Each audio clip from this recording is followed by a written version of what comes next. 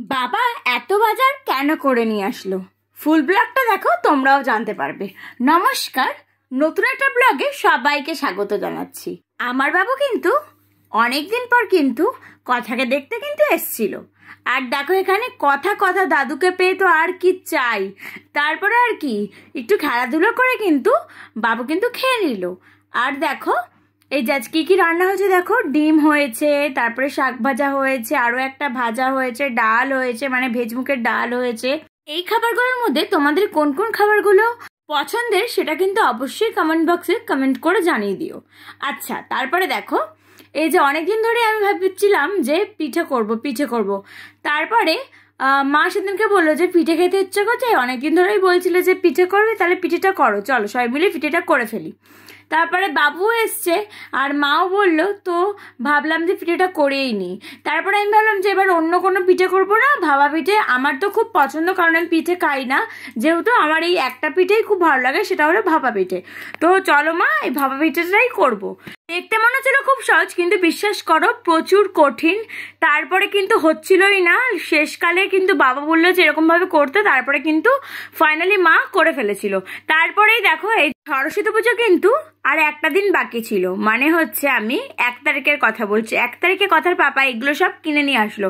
তোমরা আগেই দেখেছো যে ভিডিওতে যে কথার জন্য শাড়ি কেনা হয়েছিল, তাও এই যে জুয়েলারিগুলো কিনে নিয়ে আসলো ওর পাপা গিয়ে। আর এত ভিড় ছিল, অনেক জুয়েলারি এর মধ্যে আমার পছন্দ হয়নি, সেগুলো চেঞ্জ করে নিয়ে এসেছি। এটা কিন্তু 2 তারিখের মানে হচ্ছে ভিডিওটা।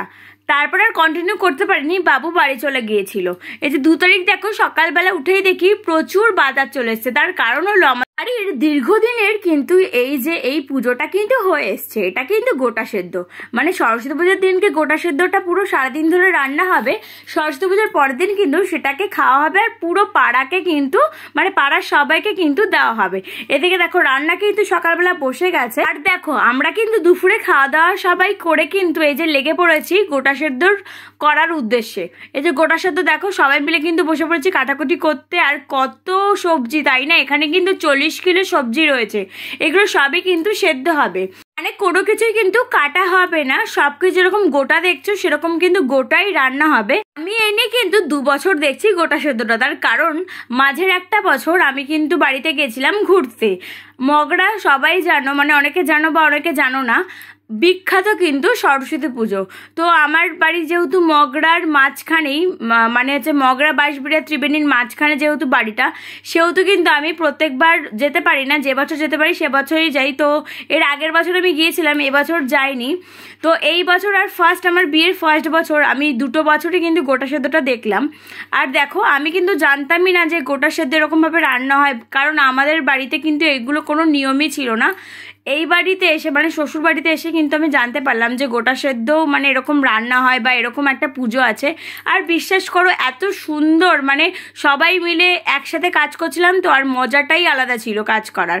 তার মাঝখানে কিন্তু আমি কিন্তু দেখো এখানে সবার জন্য চা বানিয়ে নিয়েছিলাম, আর আমাদের খাবার জন্য কিন্তু রুটি আর তরকারি বানিয়ে নিয়েছিলাম। তার কারণ হলো যেহেতু 4-5 হাঁড়ি করে গোটা সেদ্ধ রান্না হয়, অনেকটা টাইম লেগে যায়, তারপরে আর কি রান্নাটা, বাড়ির রান্নাটা করতে হয়। ওর জন্য আমি ভাবলাম যে এবার তাড়াতাড়ি আগে রান্নাটা করে নিই।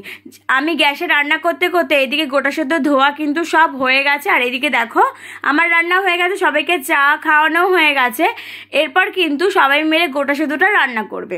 তো এখানে মা সব সবজিগুলো দিচ্ছিল, আর আমি বসে বসে দেখছিলাম। আমাকে বলছিল দেখো শিখে নাও কিরমভাবে রান্না করতে হয়। বসে বসে কিন্তু দেখছিলাম। আর এখানে অনেক পালং শাক রয়ে গেছিলো, তো সবার জন্য পার্সেল করে দিয়েছিলাম যে সবাইকে দিয়ে দেব, নিয়ে যাবে, আর আমাদের বাড়ির জন্য কিছুটা রেখে দিলাম। ওই দেখো বলতে বলতে গোটা সেদ্ধর কিন্তু 3টে হাঁড়ি হয়ে গেছে। আর এই যে লাস্ট হাঁড়ি, মানে 4 নম্বর হাঁড়ি, এটা কিন্তু প্রচুর বড়, মানে 3টে হাঁড়ির থেকেও প্রচণ্ড বড় ছিল। আর এই যে আমি এক এক করে দিচ্ছিলাম, মাকে বলছিলাম মা দাঁড়াও আমি দিচ্ছি এটা। তো প্রথমেই দেখো ডাল দিয়ে দিলাম, আর তারপরে কিন্তু এক এক করে আমি সবজি দেব, তারপরে কিন্তু আলু দিচ্ছিলাম। জানো তো প্রত্যেক বছরই মারা বলে নাকি অনেকটা লেট হয়ে যায়, 2-3টে বেজে যায় মানে রান্না করতে করতে, কিন্তু এবছর আমরা সবাই মিলেই বললাম তাড়াতাড়ি করে বসিয়ে দাও, যেহেতু মায়ের শরীরটাও না খুব একটা ভালো না, শরীরটা খারাপ। আর সবার শরীরটাই এবছরে না বাড়িতে সবারই শরীরটা প্রচণ্ডই খারাপ, মানে শরীর ভালো হচ্ছে আবার খারাপ হচ্ছে, এরকম একটা যাচ্ছে। তো তার জন্য আর এইবারের গোটা সেদ্ধটা বিশ্বাস করো অনেকটা তাড়াতাড়ি, মানে আমরা ভাবতেও পারিনি এত তাড়াতাড়ি রান্নাটা হয়ে যাবে। অনেক একটা গোটা সেদ্ধ ছিল, কিন্তু অনেক তাড়াতাড়ি রান্না হয়ে গিয়েছিল। এই দেখো, বলতে বলতে কিন্তু গোটা সেদ্ধ হয়েই গিয়েছিলো। আমার ফোনে চার্জ ছিল না, তাই আমি ফটোই তোমাদেরকে দেখালাম। তারপরে আবার ভিডিওটা তুলে নিয়েছি, দেখতে পাচ্ছ?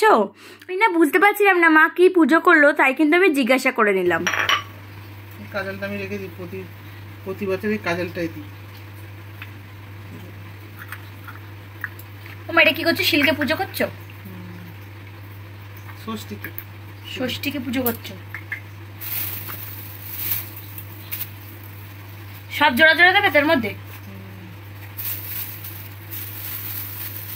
জোড়া কলা, জোড়া শিম, জোড়া কড়াইশুঁটি, জোড়া কুল।